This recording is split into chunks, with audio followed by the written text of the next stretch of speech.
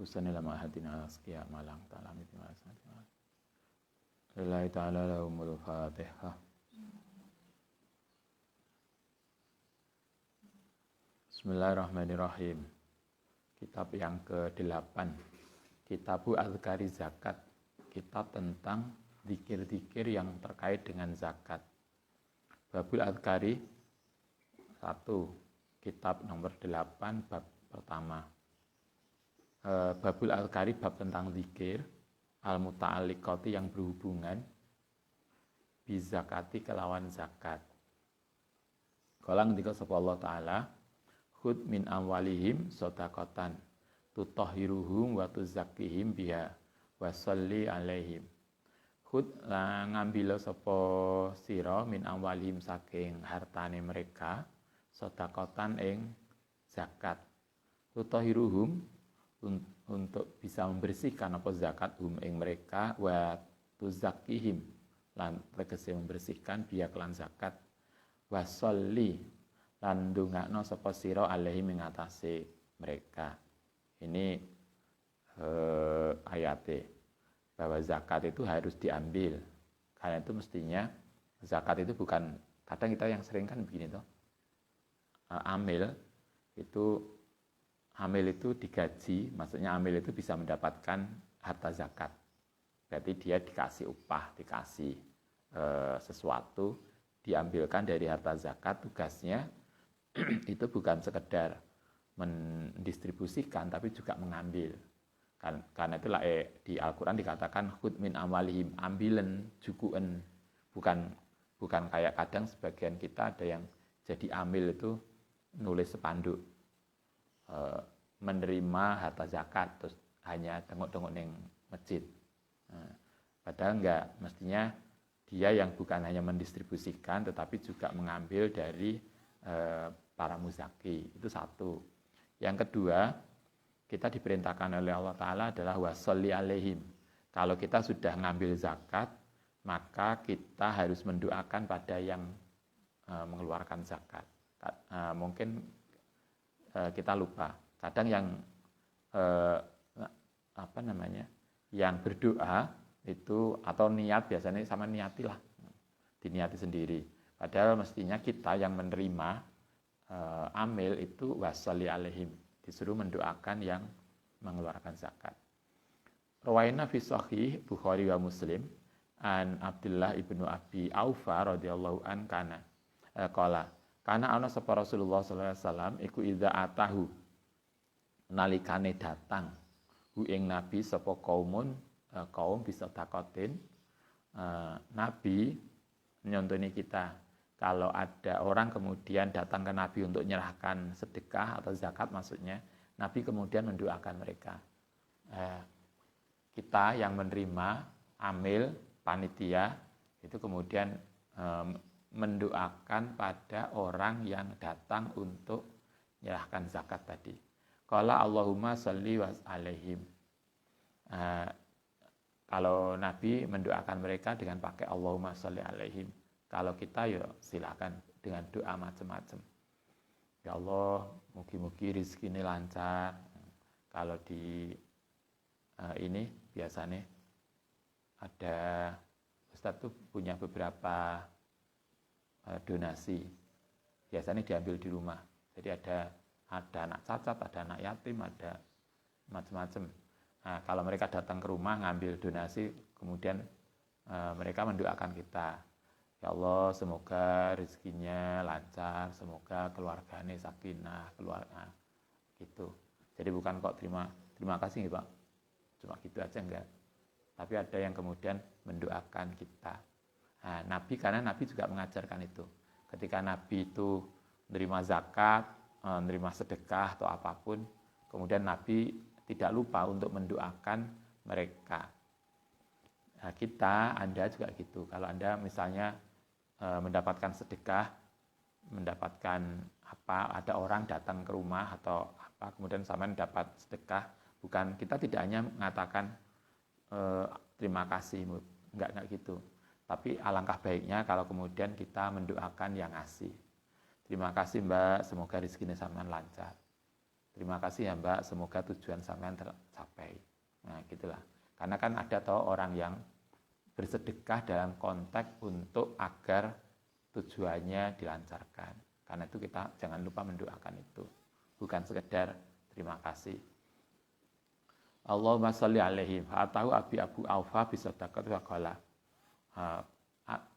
Ini umum. Allahumma sholli alaihim. Tapi kadang Nabi kalau orangnya jelas, artinya orangnya satu atau dua, dan beliau akrab dengan orang itu atau kenal, Nabi jarang kemudian doanya itu menyebut nama. Misalnya kalau Anda tahu nama yang ngasih itu siapa, misalnya Pak No, terima kasih Pak No, semoga keluarganya Pak No, gitu. Semoga keluarganya sampean Mbak. Jadi jelas Nabi kalau di sini fakola kemudian ndonga sapa Nabi Allahumma sholli ala ali Abi Aufa.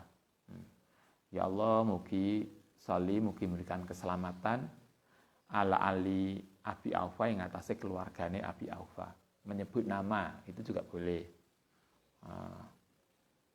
Kalau nanti sapa Syafi'i wa sahabu rahmat ta'ala ihtiyaru utai yang dipilih. Ayakula yang mengucap sapa ahidu zakati, orang yang ambil zakat tadi, kalau menurut Imam Syafi'i, doa orang yang mengambil zakat kepada lidafi'iha, kepada orang yang memberikan zakat ini. Kalau Allahumma sholli ala, itu kalau menurut ulama itu doa yang khusus disampaikan oleh Nabi. Pakai kata sholli, itu hanya khusus untuk ucapannya beliau Nabi. Kalau kita hendaknya tidak. Jadi pakai bahasa yang lain. Yuk, pada kita lah begini. Allah berfirman, Nabi bersabda, kita berkata. Sebetulnya kan podo, firman, sabda, berkata, itu kan sama. Tapi kan etikanya kan enggak toh. Saya berfirman, kan ya enggak. Misalnya Nabi berfirman juga enggak. Maknanya sama, cuma etikanya begitu. Karena itu kalau di sini Imam Syafi'i mengajarkan doa Allahumma sholli. Nah, kalimat sholli itu khusus untuk doa yang ucapan untuk Nabi. Tapi kalau kita hendaknya etikanya enggak begitu. Imam Syafi'i mengajarkan ajarakallahu fima a'taita. Bukan Allahumma sholli ala ma'taita, tapi ajarakallahu fima a'taika. Ajaroka mungkin ngasih pahala kaing sira sapa Allah fima ing dalam barang a'taita yang memberi sapa sira. Jadi kita mendoakan semoga sama dikasih ganti yang lebih banyak Mbak ya. Misalnya kita dikasih sedekah, semoga sama dikasih ini. Soalnya kan kadang ada teman-teman yang misalnya nyampaikan jariah, Ustadz biasanya nyampaikan semoga ini berkah untuk keluarganya, semoga tujuannya tercapai. Karena Nabi juga mengajarkan kita begitu. Kalau kita menerima dititipi sedekah, dititipi jariah, kita mendoakan dia. Ajarakallahu bima ataita wa ja'alahu, lan menjadikan hu ing ma laka untukmu tahuron, sebagai sesuatu yang mensucikan. Semoga dengan ini kita dijaga, keluarga kita dijaga. Wa barakallahu, lan mugi keberkahan laka maring sira bima ing dalam barang abqaita yang ada, yang sisa, yang lain. Jadi apa yang milik kita semoga berkah, apa yang kita keluarkan menjadi mendapatkan pahala dan membersihkan harta kita. Wahada doa utai doa tadi ajarakallahu fima ataita wa ja'alahu laka tahura wa barakalaka fima ataita ataita tadi iku doa mustahabun, disunahkan liqabidi zakat, yang diucapkan oleh orang yang mengambil zakat. Sawaun kana padha ana sapa asai, orang yang ini sugih, wal fuqara lan fakir, baik yang zakat itu orang miskin atau orang kaya, nah kita mendoakan itu. Bagaimana hukumnya? Hukumnya sunnah, bukan wajib. Jadi mendoakannya sunnah, bukan wajib. Walaupun Nabi senantiasa mendoakan, tapi itu tidak menunjukkan wajib. Karena itu di sini hanya mustahabun, disunahkan. Walaisalan orang-orang apa doa itu biwajibin. Hukumnya bukan wajib. Tapi etikanya kita mendoakan. Alal masyhuri fi madzhabi wa madzhabi ghairiha. Wa qala ngendika sapa ba'du ashabina. Tapi sebagian ulama ada yang mengatakan innahu mendoakan tadi wajibun. Sebagian ulama mengatakan wajib. Kenapa wajib? Karena ayat di atas Anda bisa lihat hud min amwalihim sadaqatan tahiruhum wa yuzakim biya wasolli. Itu ada kalimat wasolli. Wasolli itu pakai fi'il amar. Jadi perintah. Setiap kata perintah menunjukkan wajib. Sehingga mendoakan kata Al-Quran, ambil zakatnya, kemudian wasolli alaihim, doakan. Karena Al-Quran mengatakan doakan mereka, berarti mendoakan pada yang memberi zakat, memberi sedekah itu wajib. Sehingga kalau Anda menerima sedekah, kemudian hanya bilang terima kasih saja, itu enggak cukup.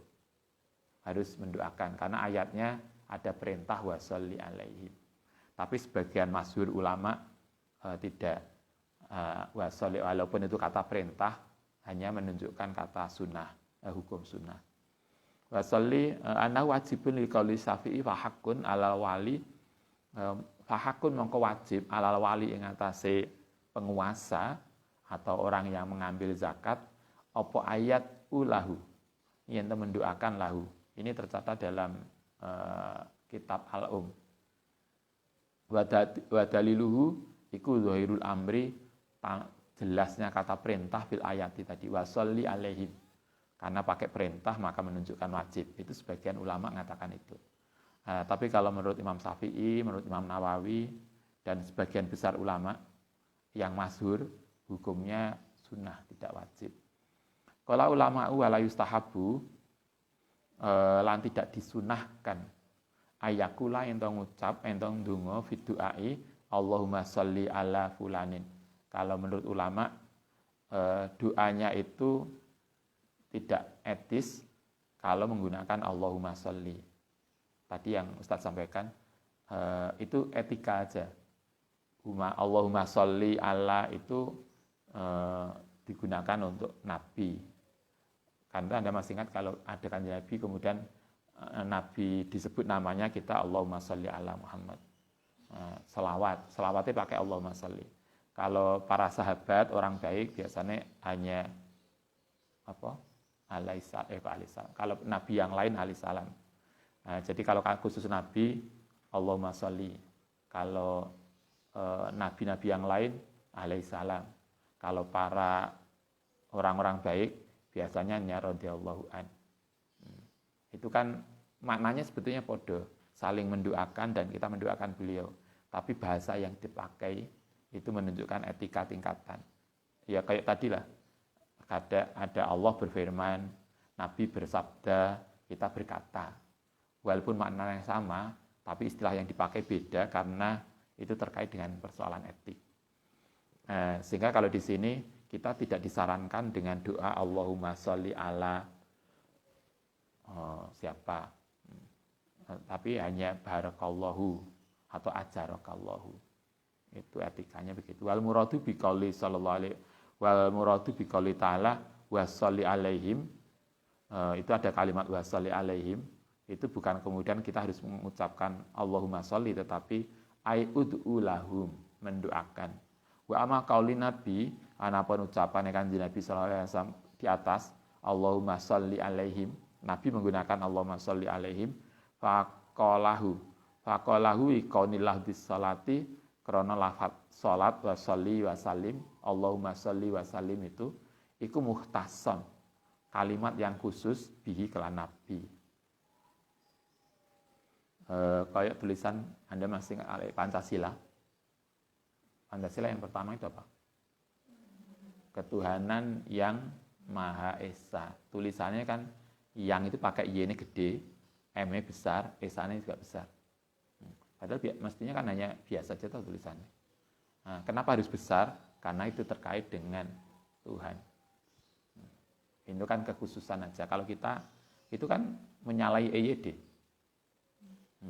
Tapi kan itu kekhususan saja. Sehingga Nabi di sini juga Allahumma sholli tadi hanya khusus untuk beliau. Tetapi untuk kita biasa saja. Falahu ayu khotiba. Itu kalimat yang khusus Nabi, yang dipakai Nabi biasanya ketika ayu khotiba yang bercakap bi kalan man ing wong ya sya'u yang mengendaki. Bi khilafina, berbeda dengan kita. Kayak firman, sabda, dan itu khusus untuk person tertentu. Tapi kalau kita ya tidak. Etikanya kalau bahasa Jawa kan ada toh jenengan, sampean, siapa lagi? Kowe, Jawa kasar gitu kan. Itu menunjukkan unggah-ungguh. Kita begitu. Wa qalu ngendika sapa ulama wa kama la yuqalu Muhammadan azza wa jalla. Tadi ini kita masih membicarakan tentang etika tadi. Azza wa jalla itu menunjukkan keagungan. Biasanya azza wa jalla hanya untuk Allah. Nah, kalau untuk Nabi kan nggak etis. Kemudian Kanjeng Nabi Muhammad azza wa jalla atau kita azza wa jalla juga nggak etis. Karena itu hanya untuk Allah. Wa ingkana, walaupun ono azza wa jalla itu maknanya kan azizan jalilan, mulia dan agung. Kanjeng Nabi juga bisa bersifatan mulia dan agung. Tapi kalau menggunakan kalimat azza wa jalla, itu tidak pas. Wa kadza la yuqalu. Begitu juga, ini kan kita masih ingat, dulu pernah kita sampaikan, pernah ditulis di depan. Begitu juga tidak patut kalau kita menyebut nama sahabat Abu Bakar, Ali dengan sallallahu alaihi wasallam. Itu kan nggak pas. Karena sallallahu alaihi wasallam itu hanya khusus untuk Nabi. Bal yuqalu lah untuk para sahabat radhiyallahu an. Biasanya begitu. Au ridwanullah alaihi wasibhi. Falau qala sallallahu alaihi fasahihu alladzi kujumur ashabina. Bagaimana kalau kita Abu Bakar sallallahu alaihi, hukumnya justru adalah annahu makruhun. Enggak etis. Makruh. Karahatu tanzih artinya makruh bukan yang haram, tapi makruh yang menunjukkan tidak etis. Wa qala ba'duhum huwa khilaful aula. Yang lain mengatakan makruh, yang lain mengatakan khilaful aula. Khilaful aula itu tidak patut, tidak pantas. Wala yuqalu makruhun, tidak sampai makruh tapi tidak pantas. Wa qala ba'duhum, sebagian malah mengatakan layak juzu, tidak boleh. Tidak boleh itu wa dharihu adalah tahrim, menunjukkan haram. Wala yang bagi lan tidak patut aidon fi ghairil anbiya'i ing dalem liyane para nabi ayuqala alaihi salam. Au nahwi dzalika illa idza kana khitaban au jawaban. Begitu juga kalau untuk nabi, kalau kanjeng Nabi sallallahu alaihi wasallam. Kalau para nabi yang lain alaihi salam. Kalau para sahabat radhiyallahu an. Kalau kita barakallahu laka. Kan gitu toh. Misalnya saling mendoakan barokah. Illa idza kana hitaban au jawaban atau sebagai jawab inal tidak krana temene memulai bisalami kelan salam iku sunnatun wa radu wajibun. Summa hadza kulluhu fi sholati wa salami salat dan salam ala ghairil anbiya iku maksudan. Walaupun maknanya sama, tetapi istilah yang dipakai beda. Wa amma idza ju'ila tabaan, anapun ketika digunakan untuk mengikuti fa innahu jaizun. Jadi maksudnya nanti kita lihat. Fa innahu jaizun bila khilafin, tanpa ada perbedaan. Fa yuqalu Allahumma sholli ala Muhammadin. Sholli ala Muhammadin itu boleh. Nah, bagaimana dengan kalau menyebut yang lain tapi diikutkan pada Muhammadin? Wa ala ali wa ashabihi wa azwaji wa dzurriyyati wa tubaihi. Nah, itu boleh begitu. Jadi Allahumma sholli ala Muhammadin, kemudian begitu juga wa ala alihi washabihi dan seterusnya. Inna salafa karena saat teman ulama salaf iku lam yamna'u, tidak mencegah mindalika. Ulama salaf tidak ada yang melarang. Tetapi kalau Allahumma sholli ala ashabihi, nah itu yang enggak boleh. Nah, jadi Allahumma sholli itu khusus kanjeng Nabi, kemudian boleh kemudian wa ala dan seterusnya. Takot damtu lan temen mana tadi? Bal qad umirna, balik diperintah sapa kita bihi bitasahudil akhiri. Bitasahudi dalam tasahud akhiri. Bi khilafi sholati alaihi, beda dengan maca sholawat alaihi ngatasi Nabi munfaridan. Kalau bareng-bareng yang lain berarti untuk barokai maca Allahumma sholli. Tapi kalau khusus sendiri enggak boleh. Waqat qadantu dzikru hadzal fasli mabsutan fi kitabis salat. Itu sudah dijelaskan kemarin. Bab tasahud, bab sholawat ketika tasahud. Fi jawabin niyati. Iklam ananiyata zakati, saat temennya niat zakat itu wajib. Oke, kita sekarang masuk zakat lagi. Zakat itu niat wajib. Sapa sing niat zakat adalah yang mengeluarkan zakat.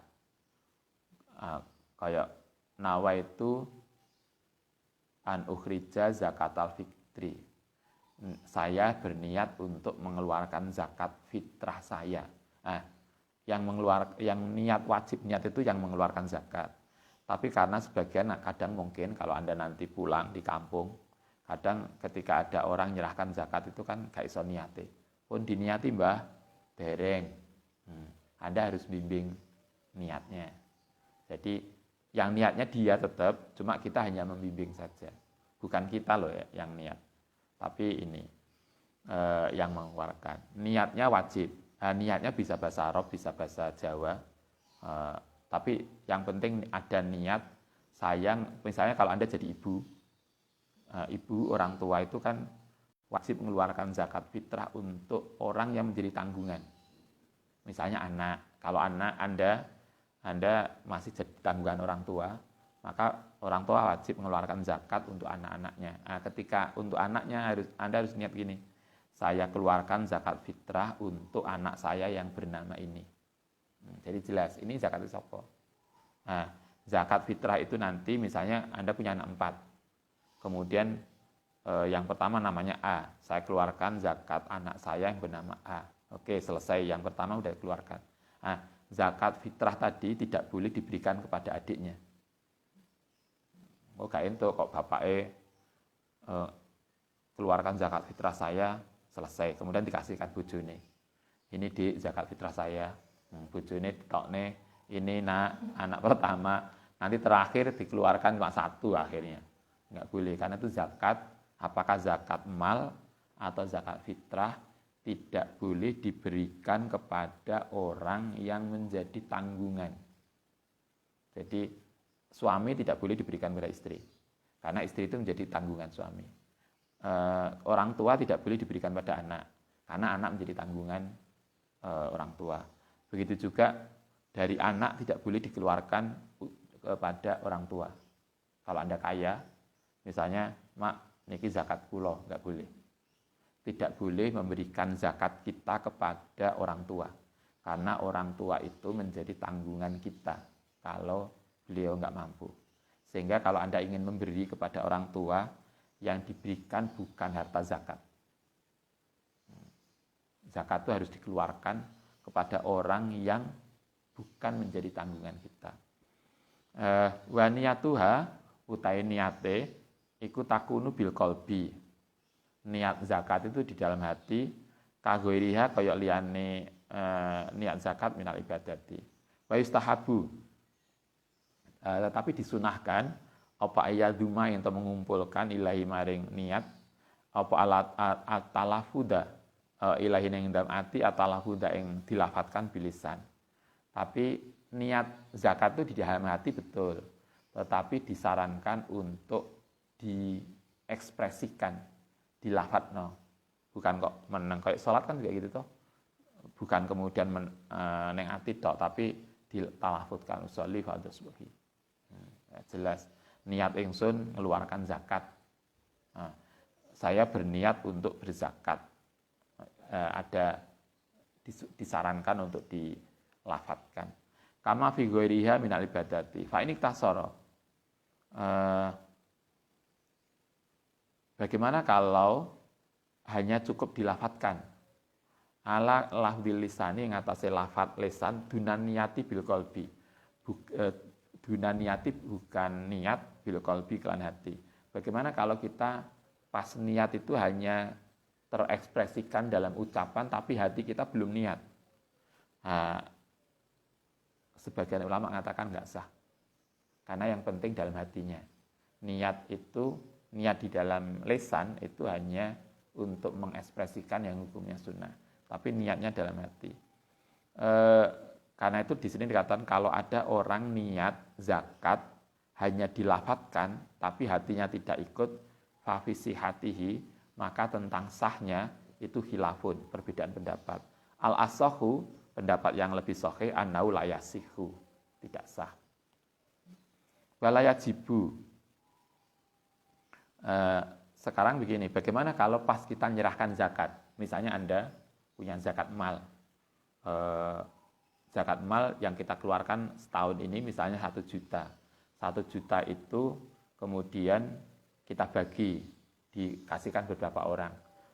Ketika kita ngasih pada orang itu perlu nggak dikasih tahu dia, Mbak, ini zakat saya. Harus begitu nggak?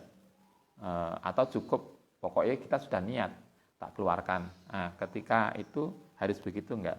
Nah, di sini dikatakan gini, layajibu, tidak wajib. Boleh tapi tidak wajib. Alat dafi'i zakat, ngatasi orang yang menyerah zakat idzanawa nalikane udah niat ayakula yang tau ngucap ma'adzalika hadhihi zakatun. Jadi tidak harus. Boleh, saman boleh. Misalnya kalau Anda ingin menyerahkan zakat, Mbak sama tolong diterima ya, iki zakat fitrah saya. Nah, itu boleh ngucap itu, tapi tidak harus. Sehingga kalau Anda misalnya, Mbah niki boleh. Karena apa niki? Nah, baru kemudian niki zakat fitrah saya. Kalau enggak, Mbah niki saking kula, itu boleh. Saking kula dari saya itu kan bisa sedekah, bisa zakat, bisa macam-macam. Nah, yang harus kita niati ketika kita sudah mengeluarkan tadi, niat langsung mengeluarkan zakat fitrah. Nah, kemudian diberikan siapa? Tapi ketika menyerahkan tidak harus menyampaikan niat kita. Bal yakfihi, balik cukup hu ingman apa dafu. Yang penting diserahkan aja itu sudah cukup. Enggak perlu harus Mbah niki zakate, enggak.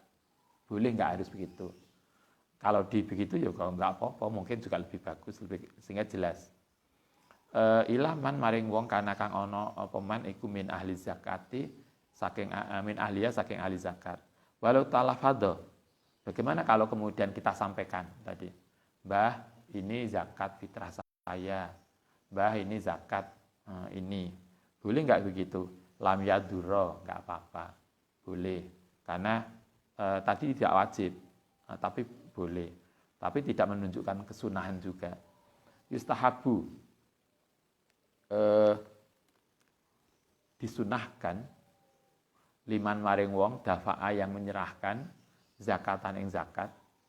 Bagi kita, bagi Anda yang menyerahkan zakat, au sodakotan atau sodakoh, au nadharon atau sesuatu yang bersifat nadar, au kafarotun atau menyerahkan kafarot, enak toh kafarot macam-macam. Maka disunahkan ayakula, yang tondungo robbana taqabbal minna. Jadi ketika kita menyerahkan zakat, kita yang menyerahkan zakat itu, kita yang mengeluarkan zakat maksudnya, itu disunahkan membaca doa ini.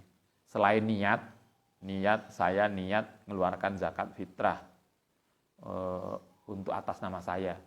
Nah, setelah itu kemudian kita berdoa, Rabbana taqabbal minna innaka antas samiul alim. Itu doanya. Faqad ahbarallahu subhanahu wa ta'ala bidzalika an Ibrahim. Ini doa yang dikutip Al-Quran dari doanya Nabi Ibrahim. Ketika Nabi Ibrahim selesai melakukan ibadah, beliau senantiasa berdoa ini. Rabbana taqabbal minna innaka sami'. Ya Allah, mugi Allah berkenan menerima ibadah saya.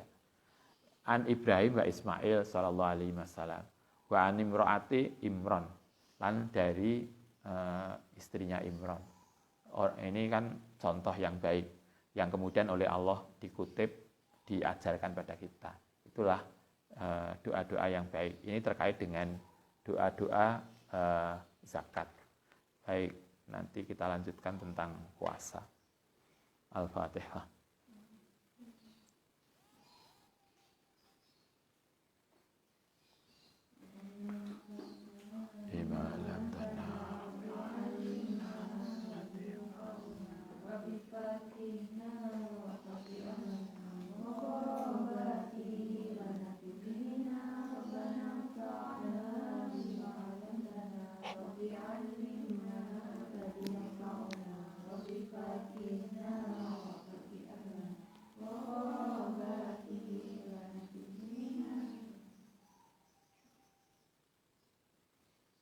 Assalamualaikum warahmatullahi wabarakatuh.